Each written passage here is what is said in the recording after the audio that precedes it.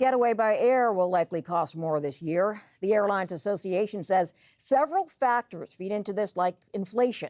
But one critic says the reason costs are climbing here is because Canada lacks competition. That story tonight from CTV's Kathy Lee.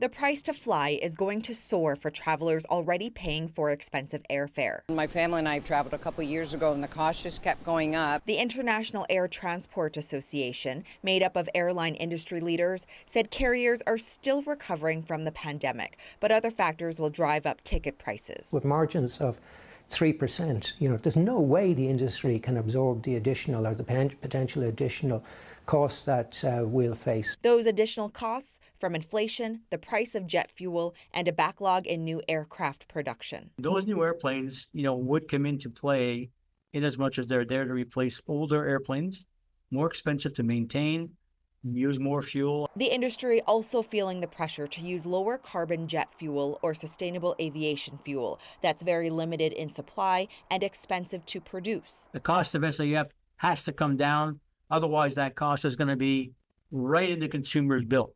Airline tickets will take a skyrocketing jump. What the airlines are trying to do is to shift that equilibrium to a higher price, to convince the public that for reasons A, B, or C, or whatever they can say, we need to charge you more and you need to accept it. We need some solutions. And in Canada, at least, I would recommend opening up the domestic market for trustworthy foreign airlines. So there is an excessive protectionism of local industry, local airlines, and that's not healthy for the consumers. To combat pricey airfare, some are avoiding international travel. Probably we're not going to be going to those destinations because, you just you have a budget. You use your budget and you want to make it cost effective. The association predicts that globally, airline revenue will reach nearly $1 trillion, and there will be close to 5 billion travelers this year. Kathy Lee, CTV News, Calgary.